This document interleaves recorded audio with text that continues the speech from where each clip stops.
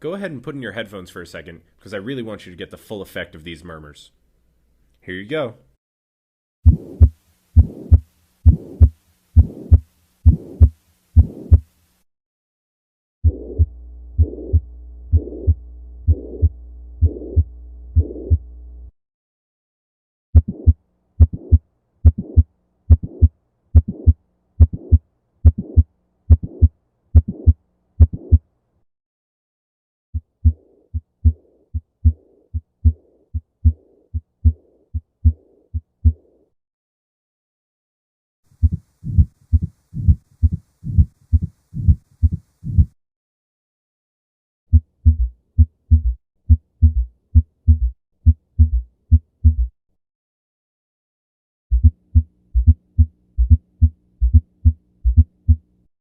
So that was pretty much a whirlwind of 5 pretty common murmurs and some extra heart sounds.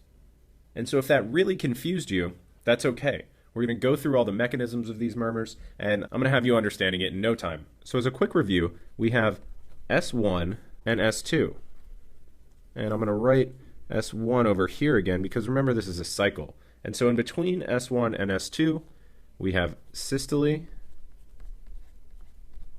And between S2 and S1, we have diastole. And if you remember, the S1 and the S2 are actually caused by closing of the valves. For S1, specifically the closing of the mitral and the tricuspid. For S2, specifically the closing of the aortic and pulmonic valves. And these are all abbreviated here. Now, murmurs can occur between S1 and S2, and these would be systolic murmurs. And these would be things like aortic stenosis or pulmonic stenosis, mitral regurgitation, or tricuspid regurgitation. And one other thing that doesn't necessarily cause a murmur, but can be accompanied by mitral regurgitation, would be something like mitral valve prolapse.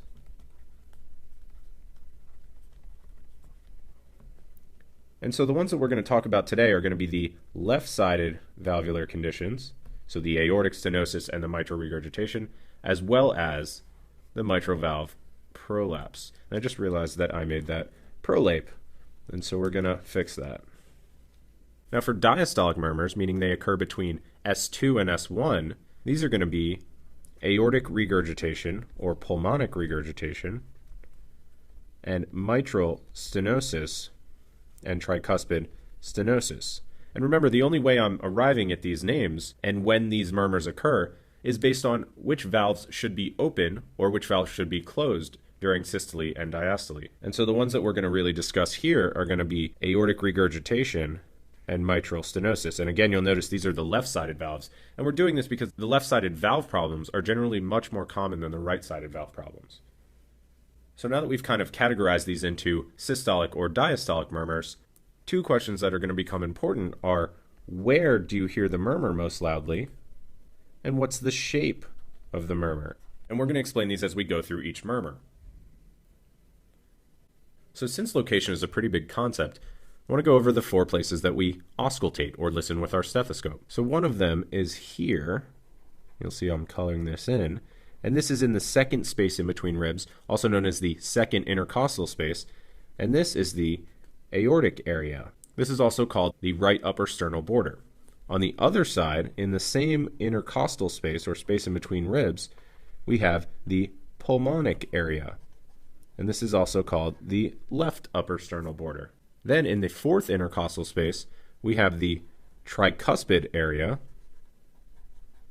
And finally, in the 5th intercostal space, but in what's called the mid-clavicular line, meaning if you drew a line in the middle of the clavicle all the way down, it would intersect with this point in the 5th intercostal space. This is the mitral area. And the mitral area is also called the apex.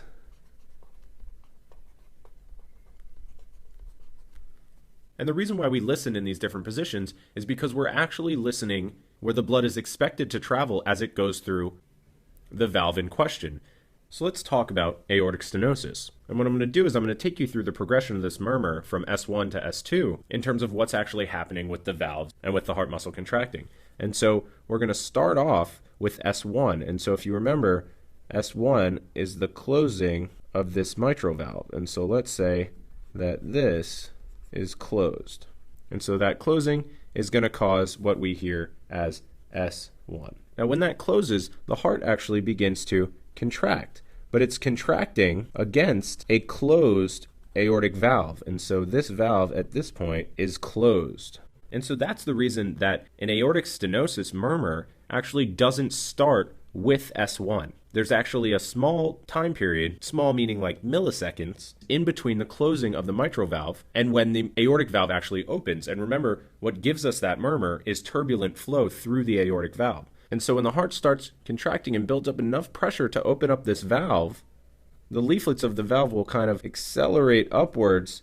And when they finally pop open, remember they're not opening all the way because the valve for some reason is stenotic, then this will first give you what's called an ejection sound or an ejection click, and that's here, and we're going to label that EC for ejection click, and that's caused by these valve leaflets moving up really quick and then stopping really quick and shooting open.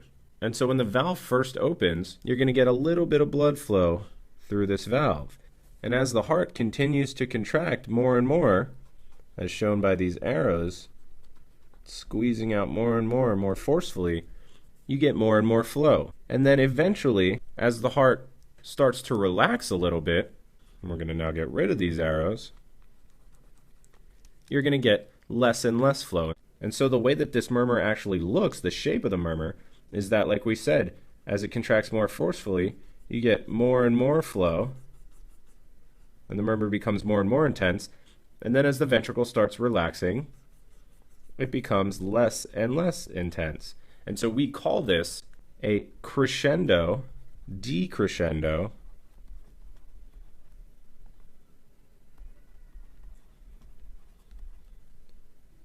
murmur.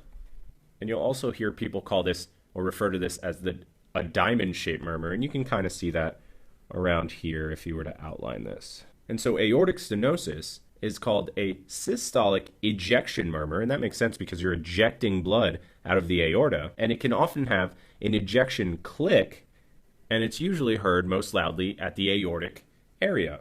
And so the last thing I want to tell you about this is that commonly this murmur can actually radiate to the neck or the carotids. And the reason for that is that this murmur is occurring in the aorta. And if you remember, some of the first branches off of the aorta are actually the carotid arteries. And so you can hear the murmurs resonating up through the carotid arteries in the neck. Now, a quick note, and you'll notice this for all the other murmurs that we go through, pulmonic stenosis, which is really just the same thing as aortic stenosis, but on the other side of the heart, the right side, is virtually the same murmur. It's a systolic ejection murmur, crescendo, decrescendo, and you can have an ejection click, but this one's not going to radiate to the neck or the carotids. And instead of being heard in the aortic area, it's normally heard in the pulmonic area. So the next murmur that I want to talk about is mitral regurgitation. And remember, we're still on systolic murmurs. So mitral regurgitation is going to be best heard in the mitral area, or apex. This murmur is actually what we call a holosystolic or a pansystolic murmur. And all that means is that it lasts throughout the entirety of systole. So let's start at S1. In a normal heart, S1 is caused by the closing of the mitral valve. And that closing occurs because the pressure in the ventricle, this P here, is greater than the pressure in the atrium, this small p here. And so normally, this valve would close, and that would give you your S1. And in addition, you have your closed aortic valve here. But instead of closing, remember we're talking about mitral regurgitation. And so this is a closing problem. And so as the pressure starts to build in this left ventricle, but still with the aortic valve closed, blood is actually getting through this valve. And so that's going to cause a murmur right when S1 occurs. So right as that valve tries to close, it doesn't close fully, and because the pressure is higher in the left ventricle than the left atrium, you actually start that murmur right at S1. Now, as soon as the heart begins to eject blood, this aortic valve opens right up, and blood comes out this way. But because the pressure remains higher in this ventricle than the atrium the whole time, you actually get flow through this regurgitant valve throughout the entire cycle. And you would think naturally that as the heart contracts harder, that maybe this pressure would become bigger. And the truth is that the pressure actually does become bigger, but in chronic mitral regurgitation, which is what we're talking about, the atrium actually gets bigger or dilates. And so by doing this, it becomes more compliant. And what that means is that it can accept the blood that's coming back into it at a lower pressure. So it can accept more volume at a lower pressure. And as a result, that pressure in the atrium does not go up so much.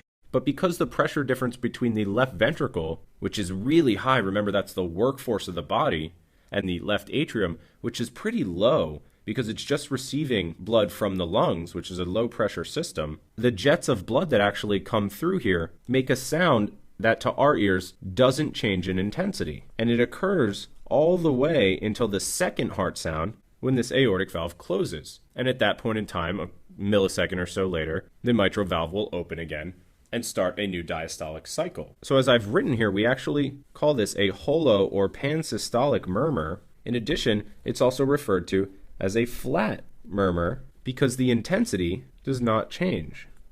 And this murmur will actually radiate to the axilla.